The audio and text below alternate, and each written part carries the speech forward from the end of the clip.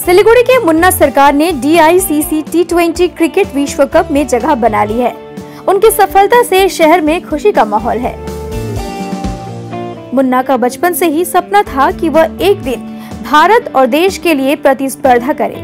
भले ही इस लक्ष्य तक पहुंचने में वित्तीय कठिनाइयां और शारीरिक बाधाएं उनके सामने रोड़ा बनकर सामने आई, लेकिन इस बाधाओं को नजरअंदाज करते हुए मुन्ना आगे बढ़े। आखिरकार कड़ी मेहनत ने उन्हें सफलता दिलाई है। सिलीगुड़ी के मुन्ना सरकार ने DICC T20 क्रिकेट विश्व कप के लिए 15 सदस्यीय टीम में जगह बनाई है। मुन्ना सरकार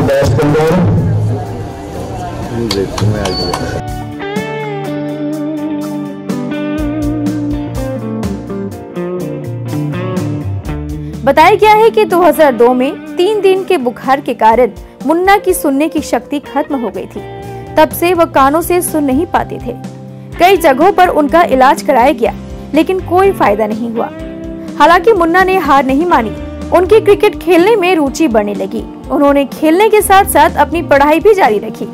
हालांकि वित्तीय कठिनाइयों के कारण उन्हें इंजीनियरिंग की पढ़ाई छोड़ने के लिए मजबूर होना पड़ा। वहीं उन्होंने क्रिकेट खेलना जारी रखने के लिए विभिन्न स्थानों पर टेनिस बॉल भी खेला। 2015 में उनकी मां ने मुन्ना को सिलीगुड़ी के जगरानी क्लब में प्रशिक्षण के लिए नामांकित किया। बाद में मुन्ना को सिलीगुड़ी महकमा लीग खेल में CAB के दूसरे डिवीजन क्रिकेट लीग में खेलने का मौका मिला।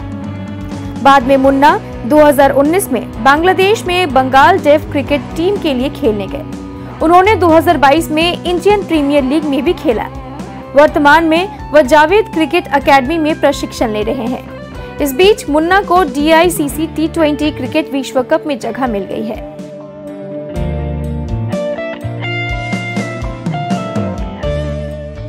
यह खबर सुनकर सिलीगुड़ी महकमा क्रीड़ा परिषद के सचिव मनोज वर्मा और स्वास्थ्य युवा संघ के सदस्य बप्पा पाल और सौम्यदीप राय और Bengal cricket association of deaf के अध्यक्ष अंकित अग्रवाल मुन्ना के घर गए। उन्होंने मुन्ना को संबर्धना दी। মানে একটা সিরিজ হয়ে যাচ্ছে, খালেক, অষ্ট, ঋদ্ধিমান, রিচা, তারপরে মুন্না। শহরের যে ক্রিকেট কত প্রতিভা আছে সেটার এরা একটা উদাহরণ। আমি এরা কি হয় জানেন তো, মানে ওইসব প্লেয়াররা যত ফোকাস পায় এরা পায় না। আলটিমেটলি কিন্তু এটা ইন্ডিয়া রিপ্রেজেন্ট করা মানে ছেলে খেলা না। আজকে দোহা কাতারে যাচ্ছে T20 ওয়ার্ল্ড কাপ খেলতে। দেখেন শহরের বেশিরভাগ লোক জানে না, এটা খুব দুঃখ। আমরা আসছি, ওর পাশে আছি। ওর কিছু রিকোয়ারমেন্ট আছে বা ও নিজে আমাকে SMS করেছিল যে ও গৌতমদার সাথে দেখা করতে চায়। আমি আজকে গৌতমদার সাথে কথা বলবো, কথা বলে ওর একটা দেখা করে দেবো। দেখা করলে কি ওর এটা উৎসাহ বাড়বে। এরা তো অ্যাকচুয়ালি এরা প্রকাশ করতে পারে না, তো এদের মানে এদের যে ভিতরের ব্যাপারটা প্রকাশ করতে পারে না। সেই জন্য আজকে নয় মোবাইল হয়েছে, ও SMS করে আমাকে এই ব্যাপারগুলো বলতে পারছে, কিন্তু আলটিমেটলি মুখ দিতে বলতে পারে না।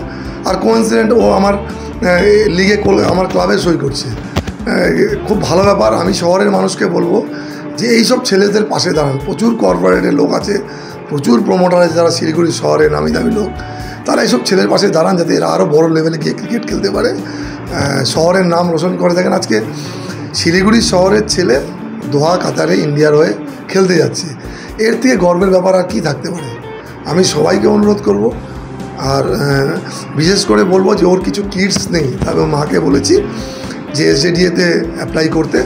আমি ওখানে যারা বোর্ড মেম্বাররা আছে বা দিলীপ দুগ্গর বা যে সৌরভ দা যারাই আছে তাদের কাছে অ্যাপিল করবো যাতে ওর ওয়ার্ল্ড কাপ খেলতে যাওয়ার আগে ওর কিডসটা যেন পায়, তাহলে একটা ছেলের মোরাল বুস্ট আপ হবে। আজকে আমরা এসেছিলাম, আমার সাথে বাপ্পা পাল আমার ক্লাবের পূজার সেক্রেটারি, সৌম্যদীপ আমাদের ক্লাবে AC মেম্বার, আমরা এসেছিলাম ওকে মোরাল বুস্ট আপ করার জন্য। মহকুমা ক্রীড়া পরিষদে আমি ক্রিকেট সেক্রেটারি। আমি ওকে বলেছি যদি তোর কোনো রকম দরকার কোনো প্রয়োজন হয় তোর পাশে আছি, যে কোনো জিনিস আমরা। আর একটা জিনিস, আমার পূজার সেক্রেটারির সাথে কথা বলে আমার যেদিন দুর্গা পূজা ওপেনিং সেদিনে যে গেস্ট হিসাবে ওকে আমি আমার প্যান্ডেলে ও আর ওর যে কোচ আছে তাকে দুজনকে ইনভাইট করেছি। এবার আমি কার্ড নিয়ে আসবো। এইসব লোকদেরকে বলবো, শহরের মানুষদেরকে বলবো এদের পাশে দাঁড়ান, এদের উৎসাহিত করেন, এরা কিন্তু শহরের নাম অনেক উজ্জ্বল করেন। मुन्ना की मां झरना सरकार ने क्या कहा, सुनिए। এটা তো খুবই খুশির খবর। ছেলে আজকে যে জায়গায় যাচ্ছে, আমি বা আমার পরিবার বা সারা দেশ সবাই খুশি, আমার আত্মীয় স্বজন, আমার হরিচাঁদ, গুরুচাঁদ, শান্তি মাতা সবাই খুশি। বলবো একটা কথাই যে ওর ছোটোর থেকে খুব ইচ্ছা যে আমি খেলবো, মা তুমি আমাকে ব্যাট কিনে দাও, খেলবো, বা ভর্তি করলাম, মানে কি সবসময় ওর খেলার দিকেই লক্ষ্য।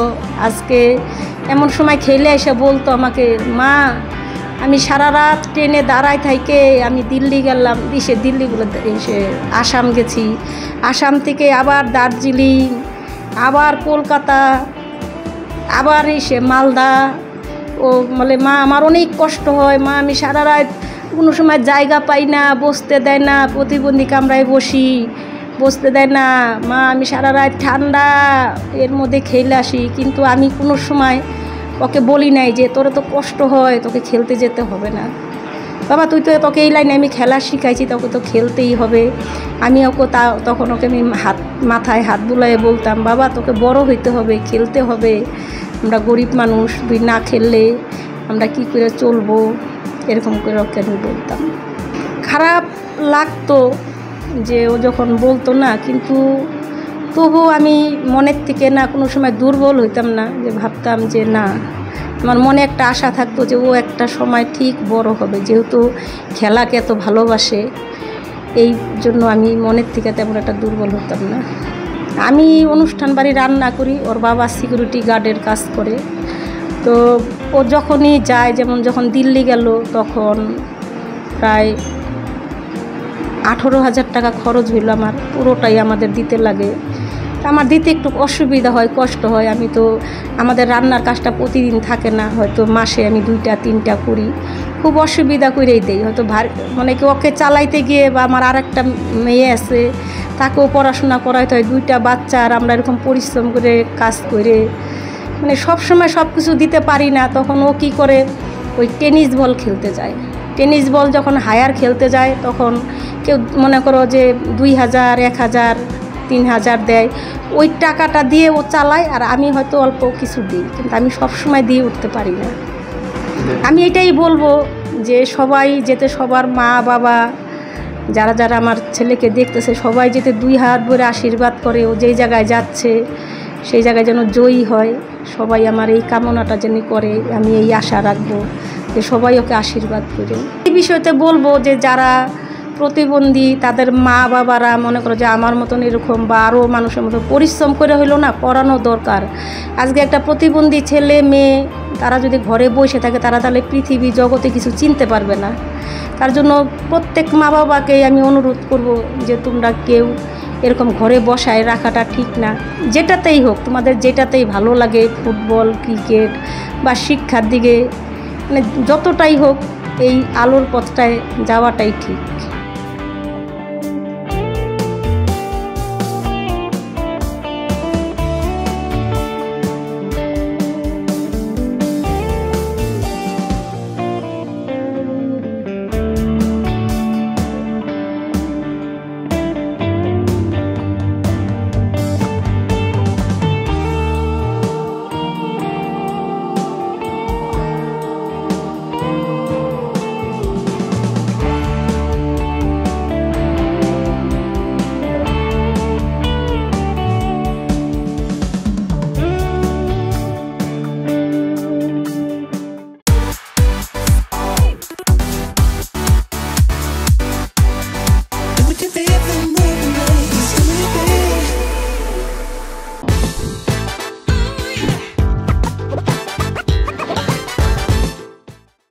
पचास 50,000 लोगों को अपनी मंजिल से है जोड़ा और नई उत्साह के साथ आए हैं फिर से थामने आपका हाथ। श्री शांति होंडा।